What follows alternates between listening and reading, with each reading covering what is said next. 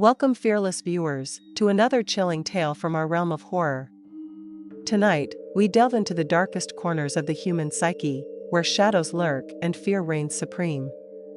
Before we begin, make sure to subscribe to our channel and join our growing community of horror enthusiasts. Help us reach our next milestone of 1,000 subscribers as we continue to uncover spine-tingling stories that will haunt your dreams. Now, brace yourself as the journey into the unknown begins. This happened a few years ago in the summer when my brother Aaron and I were still in high school. I was going into my last year and he was 2 years younger. Our parents were away at the time, so we were planning on having some people over. Our family home was out in the country. It wasn't super rural, we didn't have a farm or anything, but it did back onto the forest. There was a lot of good outdoor space, and we were planning on making use of it. The day of the party was one of the hottest days of the summer so far, and we were looking forward to spending some time outside. Earlier in the day, we hung up some strings of Christmas lights in the backyard for the occasion. We figured it would help people see in the dark, and it also looked cool. By 7 or 8 in the evening, there were about 10 of our friends there. We were expecting a few more to trickle in as the night went on. We were all outside, with a fire going in our outdoor pit. Everyone was gathered around the fire, some pulling up chairs while others were content to sit on the grass or stand. We were all having a good time and talking. Everyone there was a friend of either mine or my brother's. We didn't put the invite out recklessly because it was meant to be a pretty tame night. By about 9:30, it was getting pretty dark out, and the strings of tiny bulbs were not doing much. The fire was a pretty fair distance from the house too, so the outdoor lights weren't doing much either. I was talking to one of my friends off to the side of the fire, which was starting to die down. There were several other small groups that had formed. Then I saw a single guy standing there near the fire pit. He was half in shadow and half lit by the fire's flickering light. He was alone, with a bottle of beer in one hand. I was pretty sure I didn't recognize him. Our town was small, and our party was mostly friends and friends of friends. As soon as I saw him, I went over and found Aaron. "Who's that? Do you know him?" I whispered to my brother. "No idea. I don't know how he made it here." "I thought he was a friend of yours," he replied. We decided to approach him, intending to ask if he knew anyone at the party or if he had wandered over from somewhere nearby. Neither of us wanted a confrontation, so we were going to try to be friendly. But as soon as we made our way towards him, he seemed to notice us. Without a word, he turned around and walked away towards the road. When he made his way past our house, we lost him. It was too dark, we couldn't tell which way he went, and we didn't even know if he had a car. We talked about it for a bit, and then eventually let it go, since we didn't think it was anything serious. We went back to the group. After another hour, the fire died down and it was really dark. Because of that, the party moved indoors. Just to make sure it was out, Aaron dumped some water on it to be safe. With about 10 people remaining, the living room was pretty much full with our friends. It was close to midnight when a few of us decided to head outside to smoke. We stepped out onto the back deck and turned on the outdoor lights. We were heading out to the woods to smoke because one of my neighbors was friends with my mom, and I didn't want her to rat me out. I had my phone for light, and my friend Alex had his as well. There were 3 of us in total, and we walked out to the woods in the dark. It felt isolated even though we were only 100 feet away from my house. We found a small clearing out there that I had used before. Alex held his light as I was getting things ready. That was when I heard footsteps in the leaves that seemed to be just outside the clearing we were in. I was pretty sure it was one of the other guys coming over to join us. Alex had the light out, so I knew they could find us. But after a minute or two, nobody came up to us. I still heard the footsteps though. First, I called out, "Hello." We got no response. I reached for my phone, turning the flashlight to the darkness around us. The light went over the trees and bushes until it landed on someone. It was that same guy from earlier who Aaron and I saw. He was standing just beyond the clearing, watching us through the trees. "Hey," I called out nervously, "can we help you with something?" He didn't respond, just stood there. His eyes were shifting from me to the others, and back again. The silence stretched on, becoming more uncomfortable by the second. "It's okay if you're just passing through," Alex added, taking a step forward, "but you kind of scared us showing up like this." Again, he didn't move. We were already creeped out, so we quickly got out of there and went back to the house. When I got onto the deck, I looked back, but I couldn't see the guy. The weirdest thing was that he didn't have a light, so he was out there in the woods in the dark, and it had been hours since we saw him earlier. We got back to the house and locked the doors. Then it was getting pretty late and most people were getting ready to head out. A few of them stayed the night, and considering what we saw, I was glad to have the company.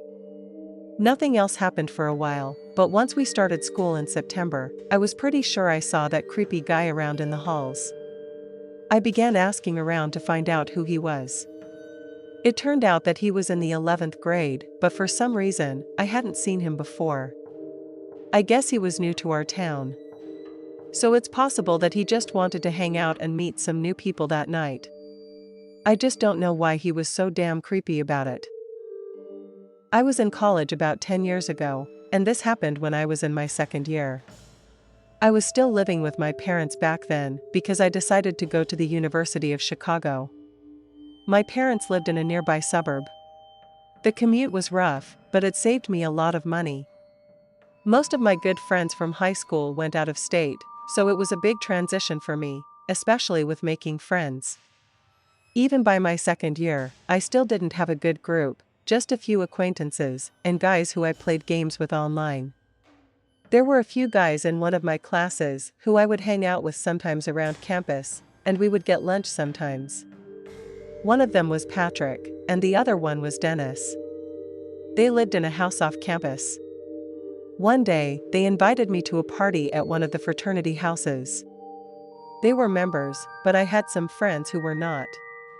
I was up for it because I hadn't been to a party in a long time. When I came, I met the guys at their house, and then we walked over. As soon as we got there, the place seemed quiet. It was only 9, so I guessed we were early. We had to pay to get in, but that included drinks, so it wasn't a bad deal. We had a good time at first, even though not much was going on. We just had a few drinks and talked mostly. But after a few hours, the place was filling up. By 10:30, there were probably over 100 people in that house. I went around hanging out with different people for a while, and I realized I hadn't seen Patrick and Dennis in a long time. I walked around the house for at least 15 minutes looking for them. I gave up, but thought it was fine because the place was really crowded, and it would have been easy for them to blend in with the crowd. I pulled out my phone and sent Dennis a text, telling him to meet me in the backyard whenever he could. I figured that would be a good place to regroup since that was the only part of the house that was not crowded. I headed down the stairs and went out the back door. There were a handful of people out there, a couple smoking near the door and another 2 guys further down on the sparse grass.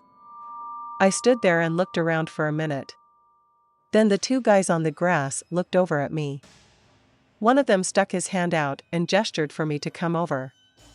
As soon as I walked over to them, I could tell they were older, a lot older, maybe 25 years old, and they didn't look much like students. One of them was covered in tattoos, and he was wearing a white sleeveless shirt. The other was overweight, with a thick beard and a baseball hat. We started talking, small talk mostly. I was uncomfortable around them because I felt like they were sizing me up. It was almost like I was being circled by a group of sharks, if that makes any sense. After about 5 minutes, I tried to excuse myself and head back inside. But as soon as I turned around, the bigger guy walked over in front of me and blocked my way back. I could see that other couple near the door look over. I gave them a look like I needed help, but I don't think they understood.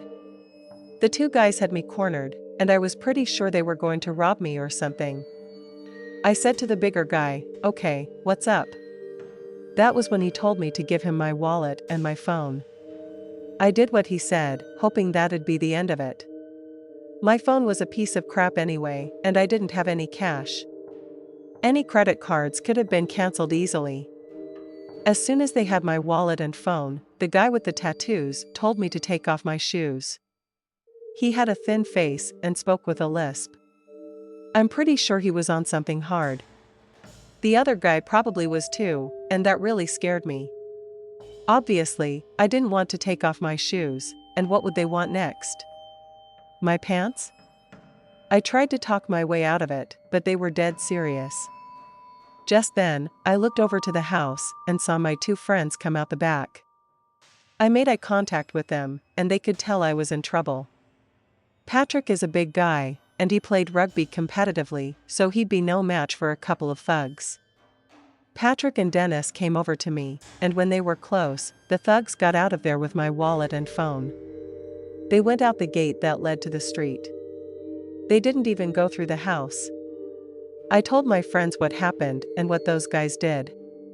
We talked about calling the cops, but agreed they wouldn't do anything. It was still only around 11, but I didn't feel like partying anymore, so I went home. Patrick and Dennis stayed for a while longer, and they later told me that they never saw those guys again.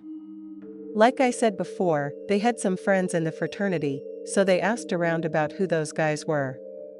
Everyone said they didn't know anyone who fit that description. There was always somebody at the door to that party letting people in since you had to pay, so they couldn't understand how they got in. I think they simply snuck in through the backyard off the street, and nobody noticed. They were probably trying to find some rich kid with an expensive watch or the newest iPhone, but instead, they found me. Don't get me wrong. I was still pissed about it, and it was one of the worst nights of my life up until then, but I don't think they made a dime from robbing me. This took place when I was in high school, and that was about 10 years ago. Derek was one of my best friends back then, and we still talk now. His parents let us hang out in their basement all the time, and we would occasionally have parties there. The house was near our school, but I lived kind of far away, so I would stay over sometimes. There were some of my other friends in a similar situation. Derek was having some people over on a Friday night, and it was going to be open to pretty much everyone in our school, because Derek's parents were away. I got there early so we could hang out first, and I could help set up. We needed to make sure anything valuable was stashed away, so nothing would be stolen. As soon as I got there, I met Justin. He was a friend of Derek's from another school. I had never met him before because he had just moved back to our town. He and Derek had been friends in primary school and had just reconnected. He seemed cool enough at first, and we hung out for a while before other people came. As it got later, the place filled up fast. By 10 o'clock, there were about 40 people in the house. Another friend of ours, Chris, was there too. I could see that he was drinking, but he wasn't too drunk. Later on in the night, I was in the kitchen grabbing some water when I overheard Justin talking to Chris, and something in his voice caught my attention. They were arguing, and it sounded pretty intense.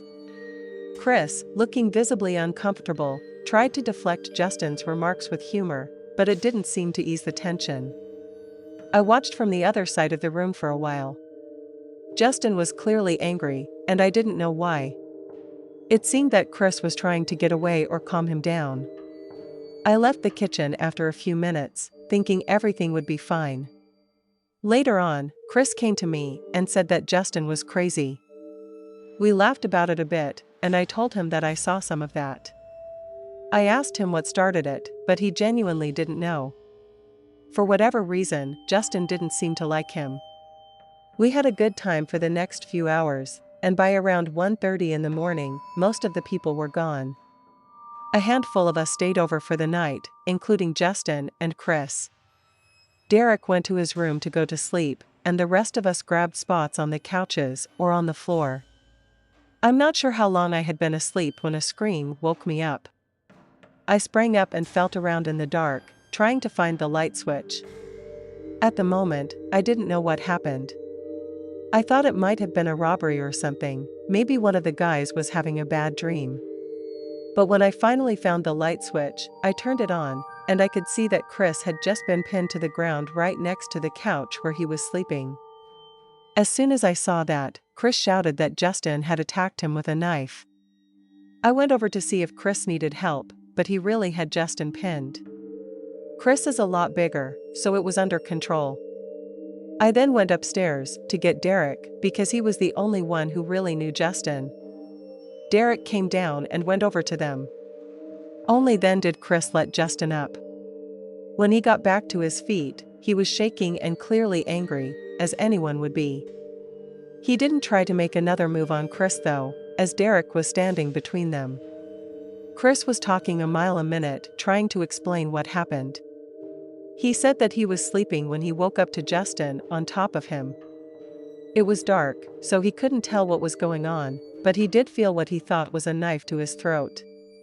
When we searched the area around them, we did find a small kitchen knife on the ground, kind of a steak knife style. Derek was probably the most shocked of all of us, and he asked his friend what happened, but Justin wouldn't say a word. All in all, it was a terrifying and strange night, and we couldn't stay there with Justin. Chris and I got an Uber to my place, and I let him stay with me because he didn't want to wake up his parents. At school the next week, Derek was acting strange. By Wednesday, we all had a talk. He told us that he had cut off Justin and wouldn't hang out with him anymore. He told us that when we were gone, Justin had admitted to the attack on Chris. He had some crazy explanation for why he did it. I guess he felt like Chris had disrespected him in some way. If you know Chris, you know he's not that kind of guy. He can be a bit sarcastic at times, so maybe it was that. You'd have to be pretty sensitive to get worked up over something like that though.